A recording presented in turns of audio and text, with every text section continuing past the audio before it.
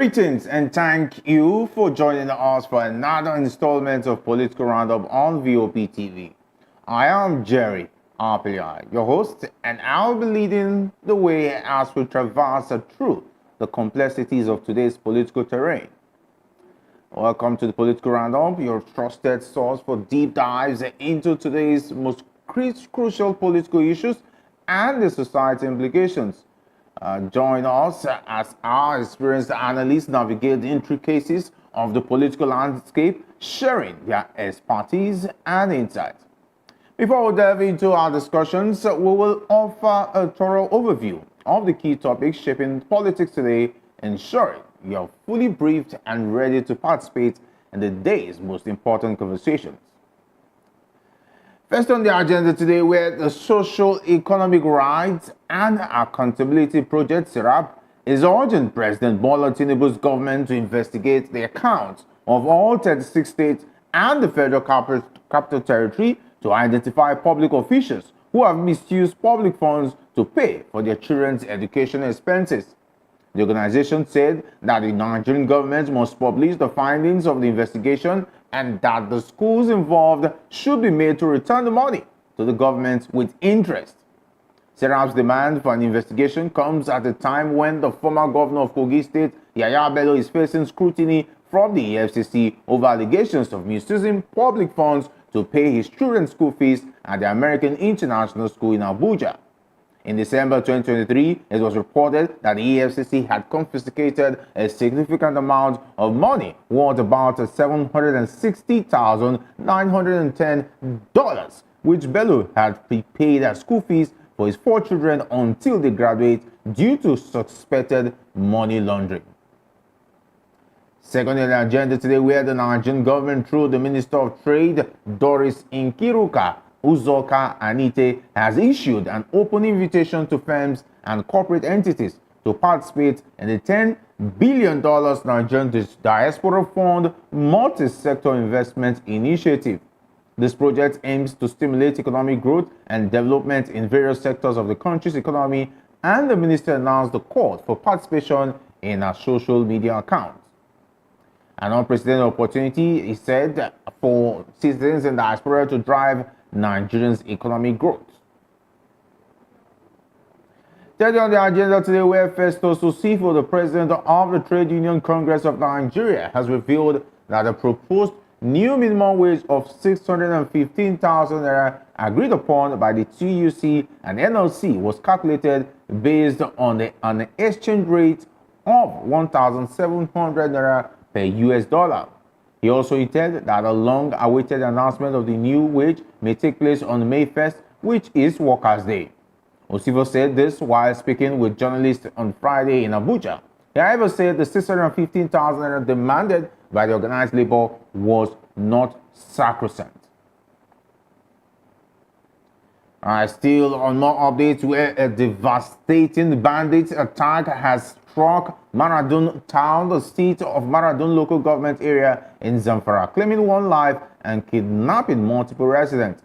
Maradun, the hometown of former governor and current Minister of State for Defense Bello Matawalle, has been attacked by bandits.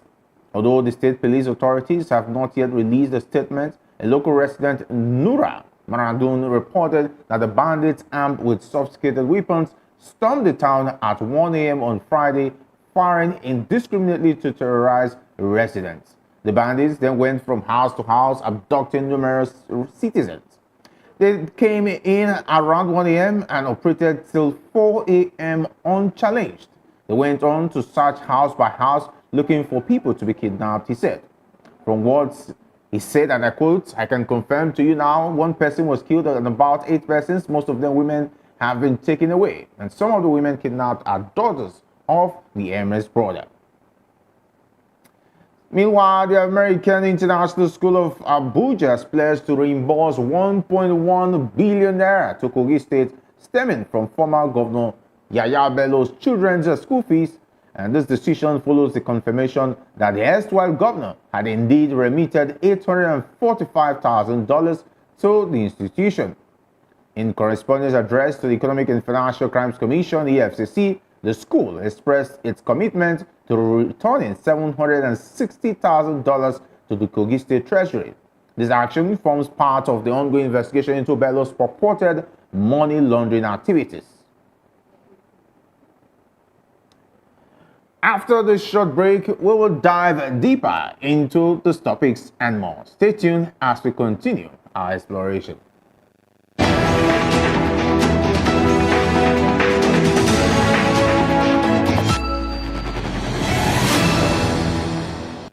From the views on the street, we go to bed empty hunger, to the blaring horns of a hustling city. The loudest voices of the common man got a medium to be heard. This particular administration, they were coming unprepared. It's not a bad thing to renovate the president's lodge. Through top-notch programming, unbiased reportage of news, sports, business, entertainment, and cultural documentaries, Voice of the People 90.3 FM became a symbol for 21st century media.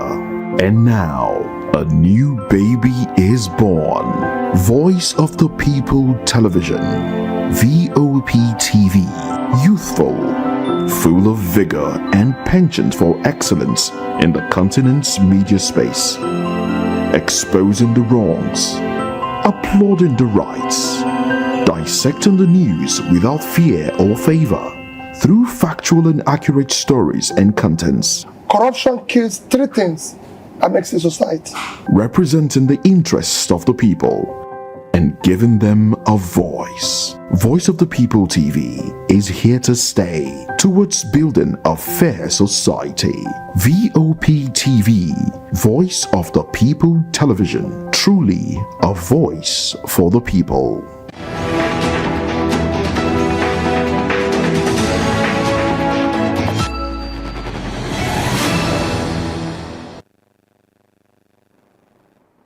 Welcome back. Now let's delve into the heart of our discussion.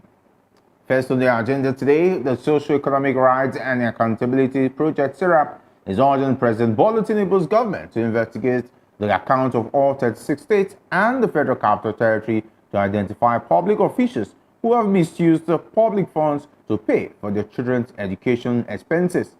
The organization said that the Nigerian government must publish the findings of the investigation and that the schools involved should be made to return the money to the government with interest. Serap's demand for an investigation comes at a time when the former governor of Kogi State, Yaya Bello, is facing scrutiny from the EFCC over allegations of misusing public funds to pay his children's school fees at the American International School in Abuja. In December 2023, it was reported that the EFCC had confiscated a significant amount of money worth about $760,910, which Bello had prepaid as school fees for his 4 children until they graduate due to suspected money laundering. Documents obtained by reporters last December showed that Governor Bello, through his nephew, Mr. Ali Bello, had entered an agreement with the school to pay tuition for his 4 children up to graduation in advance to secure their future. The agreement was signed and executed on August 23, 2021. And following the execution of the agreement, a total of $845,805 was paid into the school account in varied installments. However, the Anti-Corruption Agency, as part of its oversight function, subsequently invited the school authorities for a series of interviews connected with the funds through a letter dated September 7, 2023, after about 1 year. Today, I'm delighted to be joined by 2 esteemed guests. Here in the studio, we have Mr. Peter Anosike, a distinguished development economist, best-selling author, and national analyst. Great to have you. Thank you for having me. All right, joining us virtually is Dr. Joe Udeaja, a respected political affairs commentator all the way from the United States of America. Hello, how are you? All right, I'm happy to be here. All right, welcome, gentlemen. It's a pleasure to have your insights on the program today. All right, let's go first for the juggler. And this time around, it's all about Serap, saying that all the 36 state governors and, of course, government officials should be investigated in terms of how they pay their children's school fees and what their schools they are going to and so on and so forth. How do you make of this? Let's start with Mr. Peter Anosike. Taking a look at this new, will I say, direction from coming from Serap. We all know this has been going on and on. Let's not forget the issue of Ekweremadu. Though it was not related to school fees, we see a lot of government officials taking their children abroad and so on and so forth. It is not a new thing. So now Serap calling on the government of Bola Tinubu to do that. Do you think it's going to make any difference? Well, it's not going to make any difference. The truth is that there's nobody that will win, there's no governor that cannot pay his students' school fees from his own pocket. Because to run for the office of the state governor, you need more than 10 billion naira. For you to run for an office of a governor and win, you need more than 10 billion naira. And most of this money will come from your pocket. So whoever has 10 billion naira to risk, because that's what it is, you are not sure of winning. So whoever has 10 billion naira to sacrifice can pay his children's school fees from primary to university. But for Yahaya Bello, for me, it is a kind of addiction, because this is a man that bought President Buhari's presidential form in 2019. So if he has money that to buy the form for the president, then he also has money that to pay for students' school fees. But this is a kind of an intuition, somebody who is addicted to stealing. And again, the American school know that this is a laundered money. Understand me? They cannot deny that they don't know that this money is a laundered money. And if this expose was not made, they have already pocketed it. It is now that they have decided, because it has been exposed. That's why they're saying that we will pay back. That's why I keep on saying that there's no difference in corruption between America and Nigeria. The only thing we can be talking about is the magnitude. If not, America is as corrupt as Nigeria. They know that money is a laundered money. And from who? From a governor of a state, not a private businessman. Well, he paid through his brother. They might have not gotten the information that is actually a brother to the governor. They have all the information. So it is this exposure that now made them, as if they don't know what is happening. They know. As a journalist, I once attended there's a court martial of a colonel in the army, the ADC to General Azazi. That's chief of army staff under Jonathan. His ADC used his foundation and swindled 150 million naira. So he was so from that 150 million naira, he paid a tithe of 15 million to his church. I don't want to mention that the church here. Understand me? So he paid a tithe of 15 million naira to his church. 10% of 150, according to those that go to church.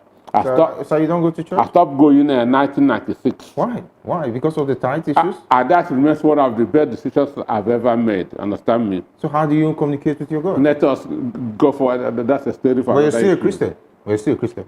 Let us move forward. All right. So the different colonel swindled 150 million naira, understand? Okay. From the foundation of General Azazi, and now paid 15 million naira as tithes, a thief paying tithes. Then, when he was being court-martialed, or the president of the court-martial, who goes by the name Major General Edward Nze, ordered the military to go to the church and recover that 15 million. Because they know that, the church know that a different colonel cannot pay a tithe of 15 million from his salary. Okay. Which means the church also know that that's the stolen money, but they also covered it. Understand me? So that American school cannot deny that they don't know that that's a laundered money. Let's talk about the 36 states being thoroughly checked. Serap shouldn't just pigeonhole it on school fees. Understand me? It should be a holistic check. But the truth is that does the president have the capacity, has the political will to give such an order? Because they say who goes to equity must go with clean hands. So you are trying to say the president is also guilty, or is someone who should not have? Tinubu doesn't have that moral right to say that somebody that somebody is corrupt. Does he need to say that? I think the FCC is already doing the job of investigating a governor like Iyabelo. He doesn't need to make a public statement. The laws are there for the FCC. I'm telling you, they are investigating those who have fallen out of the president's good book. That's how EFCC operates.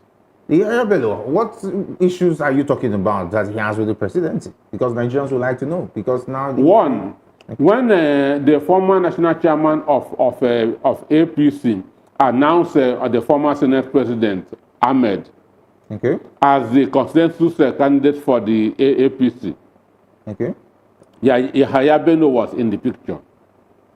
Understand me? As Yahaya Bello was fully in the picture of supporting the former president to emerge as the consensus presidential candidate of the APC.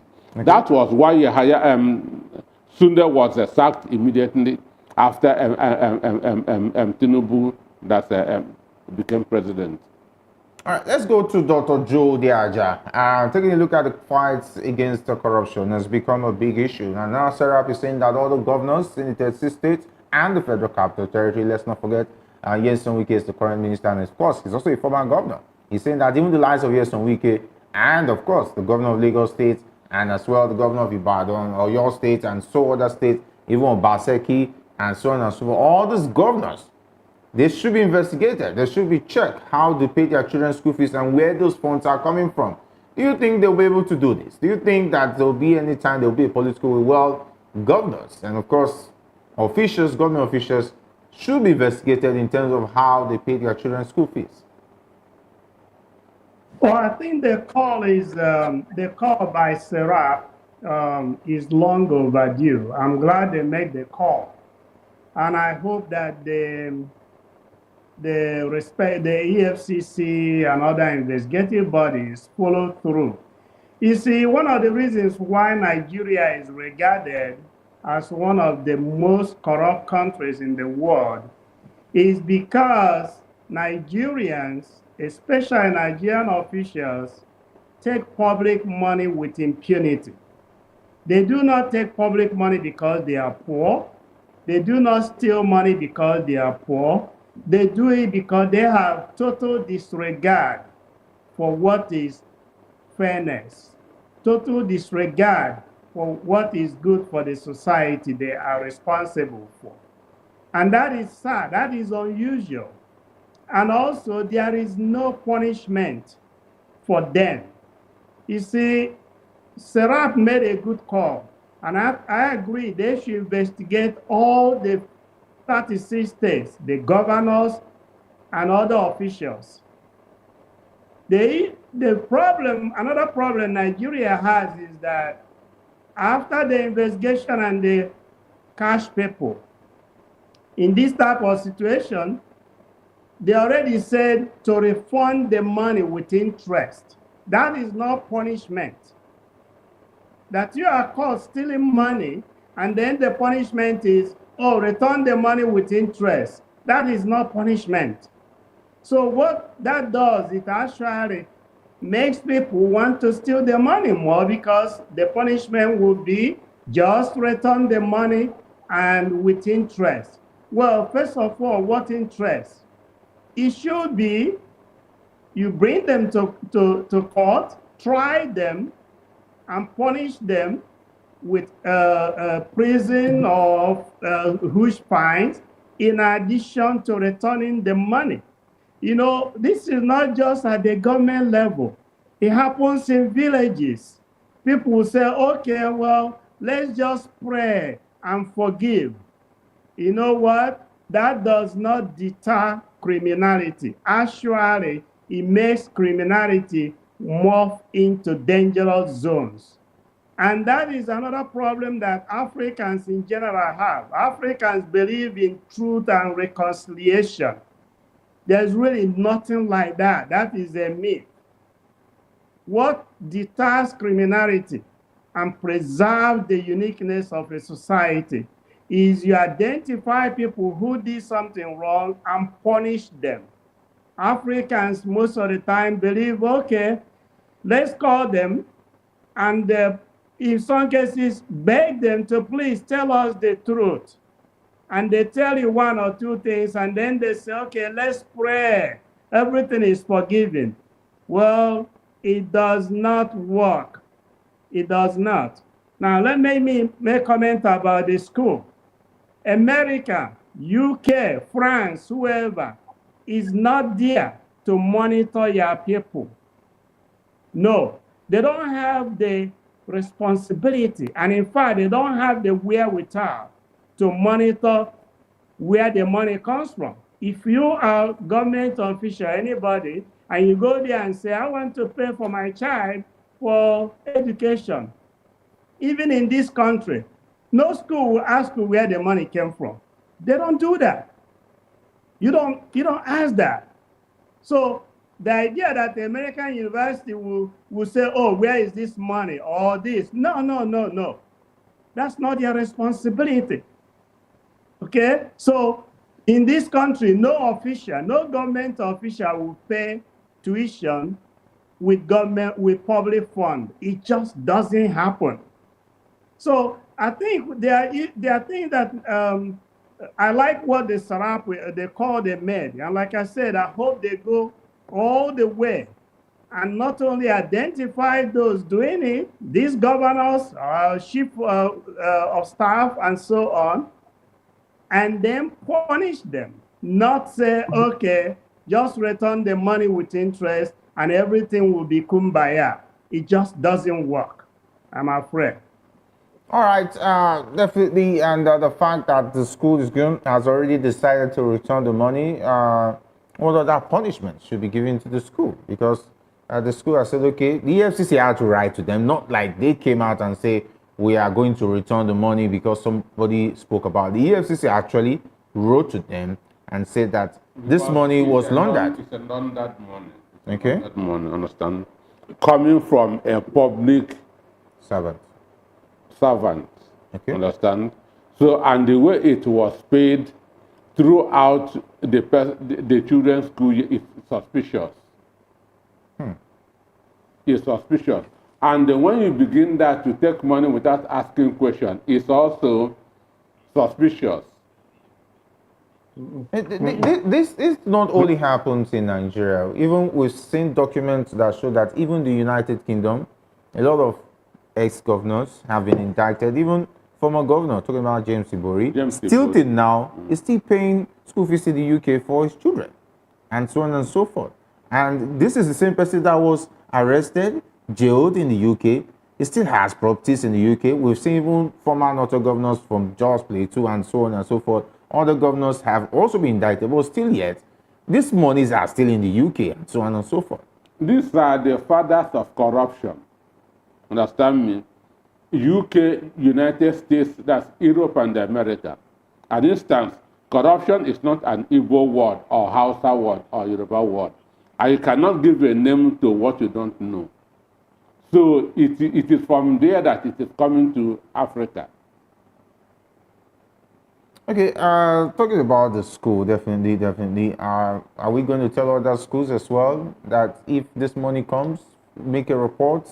And of course, there should be a warning to all the schools as well, because even some schools are even collecting dollars at some point in time. We just heard that the school recently launched in Lagos where about 42 million is going to Okay. be the fees for a year.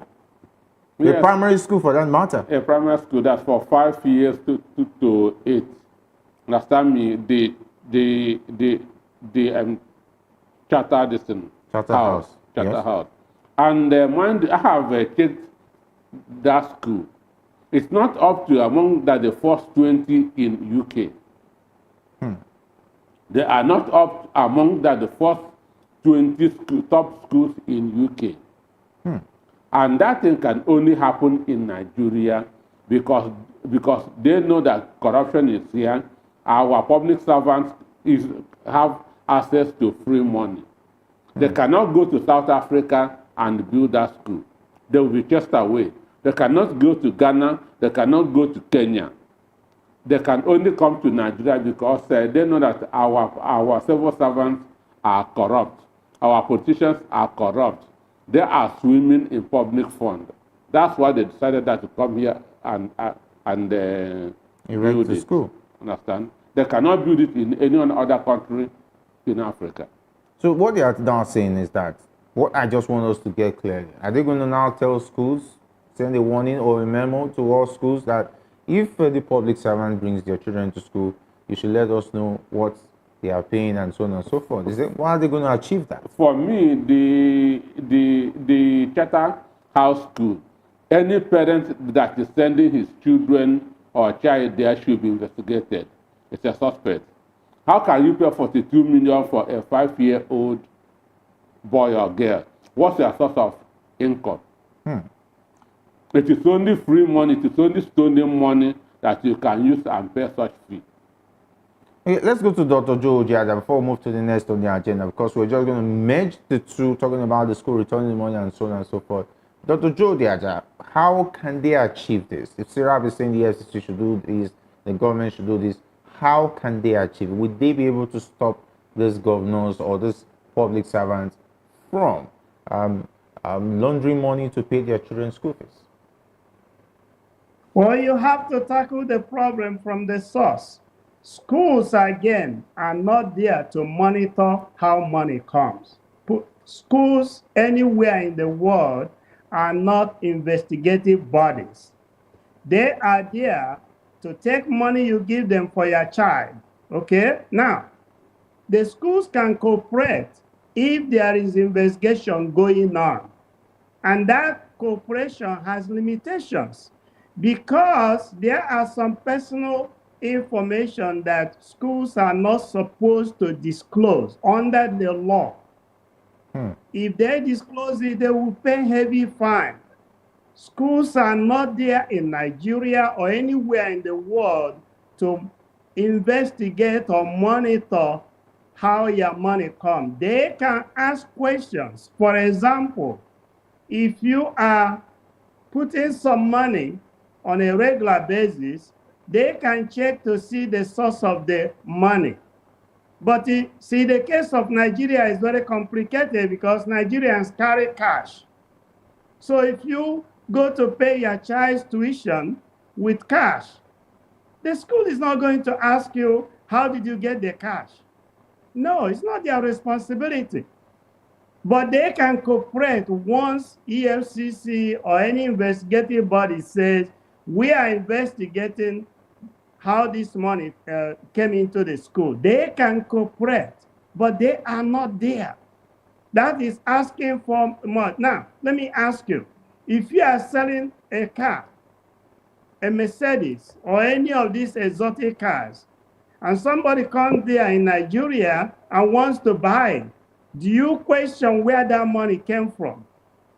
If Nigeria does that, to some extent, that would be good. But you know what? You have to be careful because the law will come down on you. In this country, if you are going to buy a car and you bring cash like that, they will suspect you. And they may, depending on what else they see, they may alert authorities. But if they see the source of that income, you say, oh, I'm governor, like in Nigeria. They know governors have money. How they got the money is a different thing. They may not ask for that. You see what will happen in Nigeria. I saw a note yesterday that the government is considering putting credit worthiness type of thing in the country. If that goes, that is good, because with credit monitoring, you can now track the money better. And that is when some agencies can now ask questions. But the way Okay. it is in Nigeria now, schools or even motor companies or all these agencies, they don't have the wherewithal and the responsibility to ask such questions. All right. It is left for you as the government body. First of all, why should a governor have access to cash? Why should chief of staff? Why should assistant governor and so on have access to money, to cash? Those are questions that Nigeria should be asking and looking for ways to stop it. That is what they need to do. These other nations are not there to do that. All right. That's not their role. All right, let's go back to the next to the agenda, where the Nigerian government, through the Minister of Trade, Doris Nkiruka Uzoka Anite, has issued an open invitation to firms and corporate entities to participate in the $10 billion Diaspora Fund multi-sector investment initiative. This project aims to stimulate economic growth and development in various sectors of the country's economy, and the minister announced the call for participation on her social media account. All right, the initiative comes amid controversy surrounding the value of the country's currency against the US dollar. As of Friday, the Nigerian currency, the naira, was exchanged for about 1,306 naira to the dollar. No, it's now 1,400 and something. Okay, with that being said, I know Mr. Anuski is very critical of the dollar, and we've seen some very, very magical way of the dollar. Today is down, is looking like it's good, but tomorrow, all of a sudden, within 24 hours, the dollar just suddenly just rises up, and it shows that there's something that we don't Get this thing right. For 6 consecutive days, Naira had been on a free fall, had been depreciating for 6 consecutive days. And I have been saying it right from time that what you have is not it's artificial. It is not the true value of the Naira, that the Naira is being manipulated. That has been my words. And I said that one day they'll become tired and the Naira will go to where it belongs, which is 1516. And it is going there. So at least, okay. All right, taking a look at this decision by the government to create a fund where those in diaspora can invest in so on and so forth. Is this the right way? Is this the right step in the right direction? Because $10 billion, and some people are worried. Are the people who actually mean well in terms of wanting to invest, are they going to have access to this fund, or is it going to be another opportunity for the cronies of the government to delve into this fund, dip your hand into this fund, and of course another opportunity for them to launder and of course loot money? Is this for me or for Dr. I'm talking to you, Mr. Anusi. Okay, just as Nigeria is a country that was programmed to fail, this program was already this project was already programmed to fail, because those Nigerians in diaspora know more about Nigeria than even some of us here. Understand? They are more interested in Nigeria than some of us here. So when this Nollywood actor, that's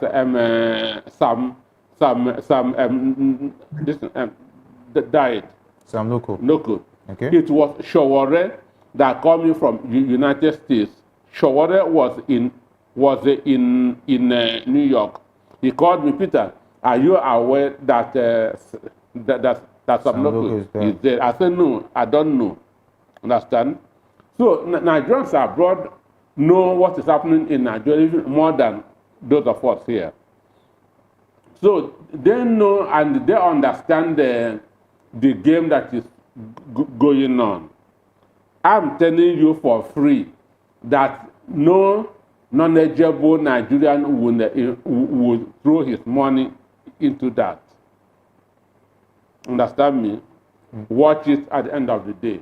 Because why? This is just like the humanitarian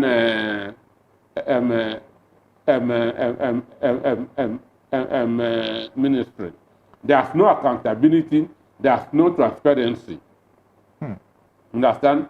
And I also know the political mindset of a lot of Nigerians outside. They are not happy with the outcome of the 2023 general election. And understand me? So, and again, that with the insecurity situation in the country, they cannot implement anything. You know, yesterday, an army commander was killed. In Niger State. Was it in Niger or Katsina State? Katsina State. In Katsina State. Katsina State. Yes. Understand me? So, what are you going to invest with this kind of... so, for me, the woman just wants to show that she is working.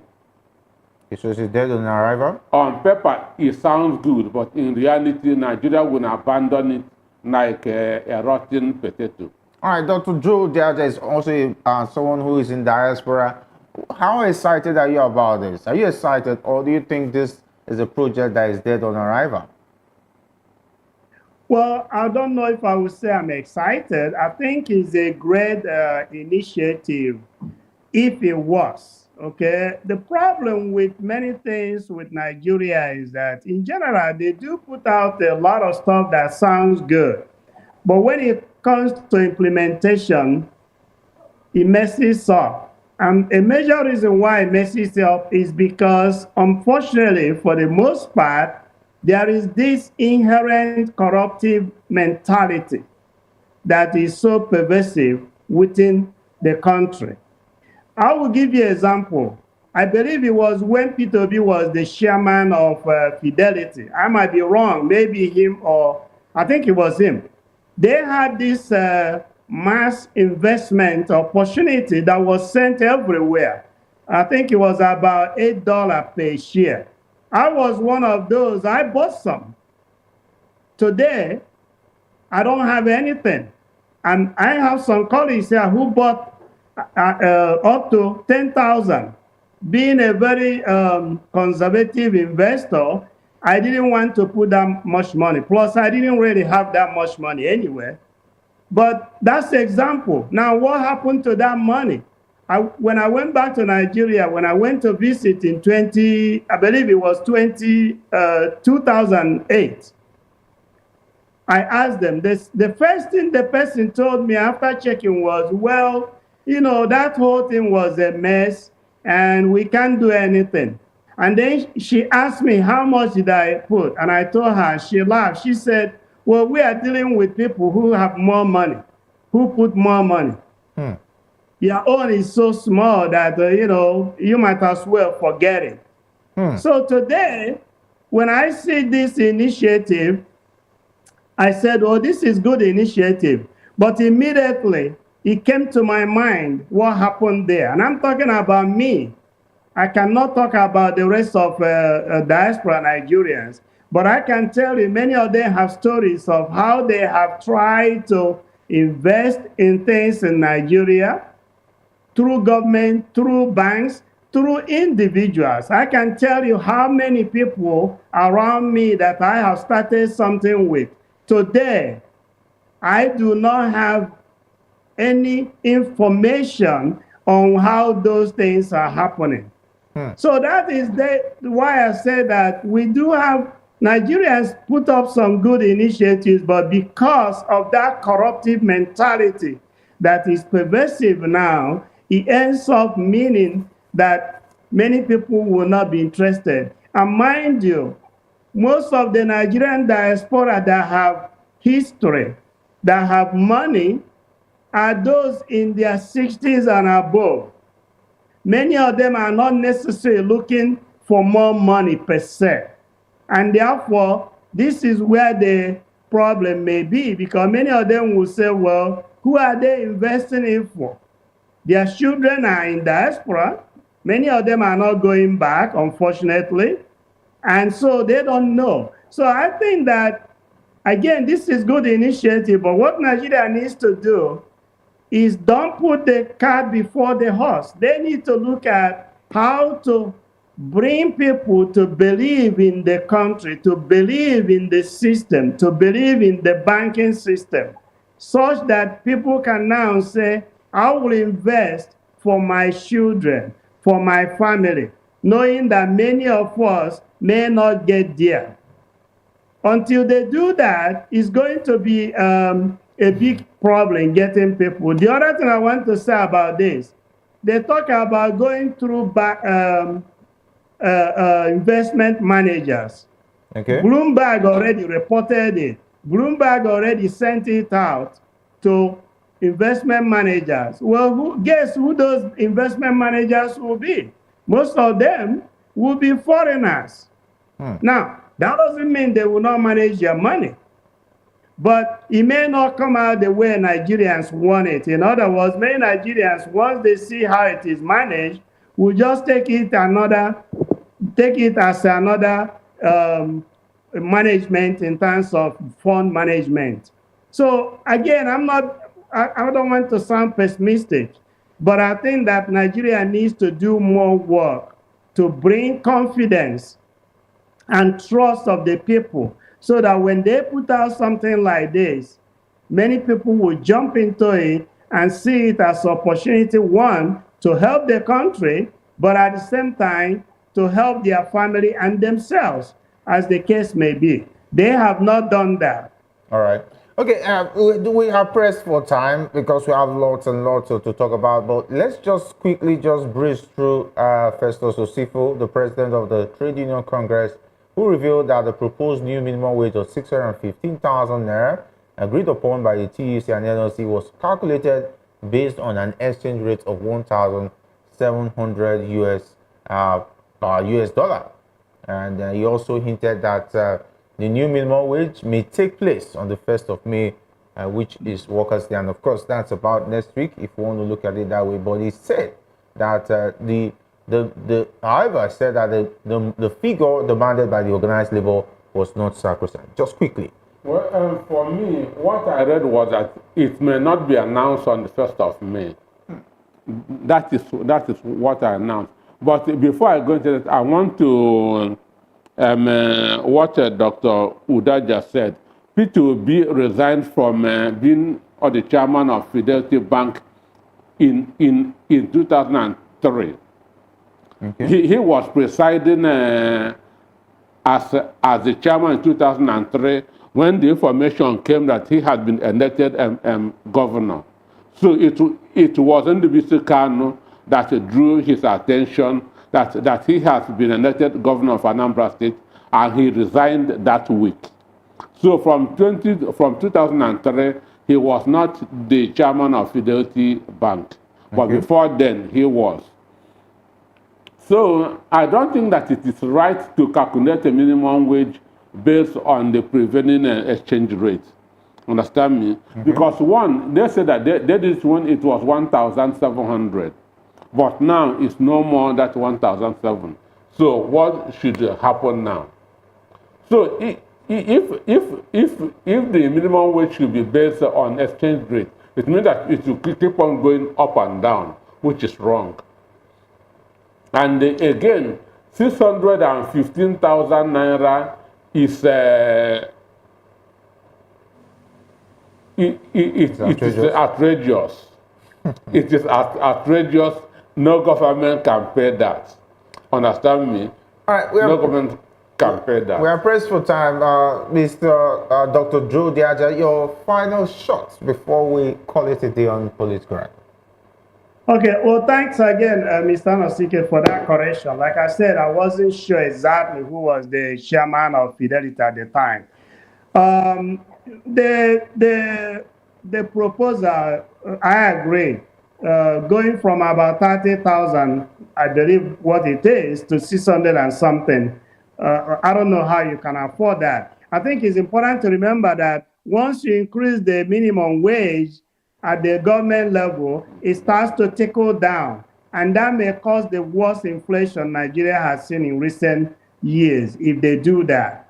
So hopefully they put that number as a bargaining chip, and then hopefully they will settle somewhere. But where they are now is so high that I don't know how one can actually start. All right.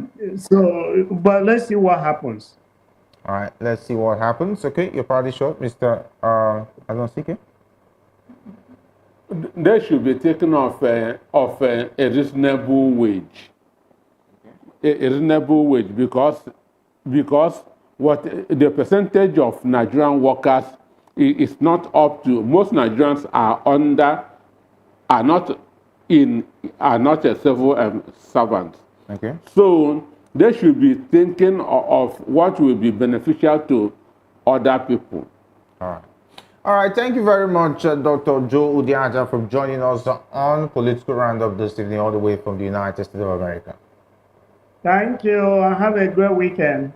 You too. All right, thank you, Mr. Peter Anosike, for also being a part of the show. Yeah, thank you for having me. All right, as we conclude today's Political Roundup, we thank you for joining us. Catch us again on Monday at the same time on our YouTube channel, Voice of the People TV. Stay connected with us on other social media platforms on at VOPTV Live. I am your host, Jerry Arpelion. Have a great weekend.